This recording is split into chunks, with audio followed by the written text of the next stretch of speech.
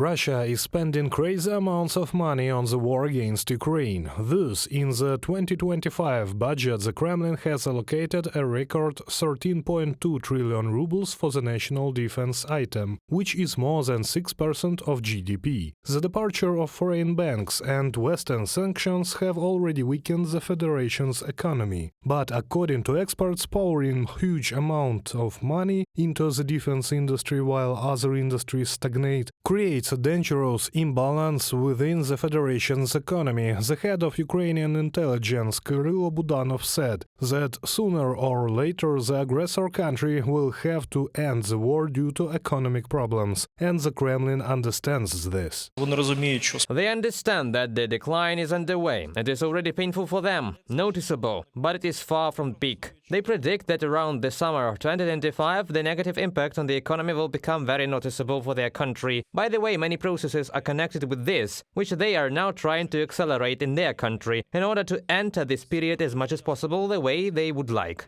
The main source of income for the Russian budget was the sale of energy resources, but after 2.5 years of war, Moscow has almost lost this opportunity. Europe refuses to buy Russian gas, and Russia has failed to replace the EU market with the Asian one. The situation with oil sales is not so sad. Kyiv's allies imposed sanctions on Russian oil tankers and set a ceiling on fuel sales at $60 per barrel. But Moscow was able to partially circumvent the restrictions by creating a shadow fleet. Now analysts predict a possible decline in world oil prices after Saudi Arabia's decision to increase production. According to experts, this will hit the federation's earnings hard, since they are already low. They're not making money on. It costs Russia, because of their inefficient, anachronistic technology, it costs them around $45, $46 a barrel to extract oil. It costs the rest of OPEC $22 a barrel to extract oil,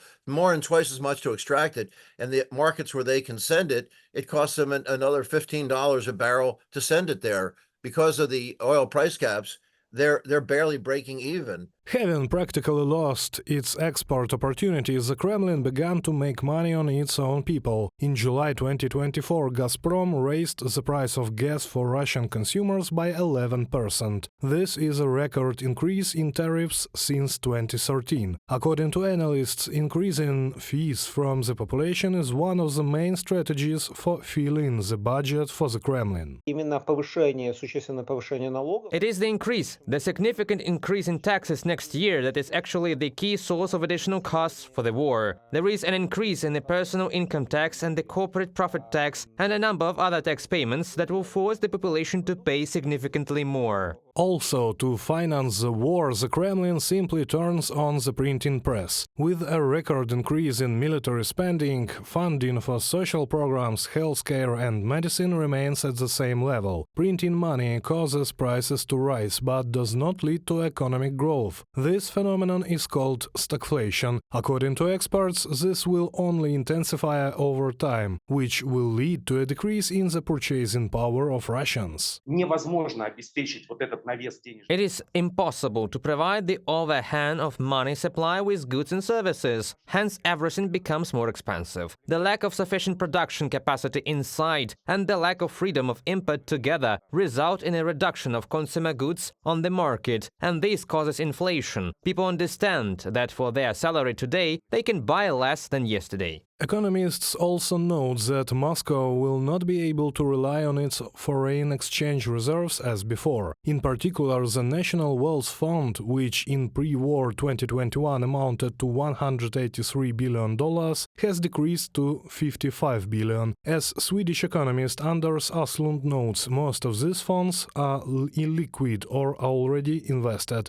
Reported by Serhiy Kulas, Andriy Dmytrenko, UATV News.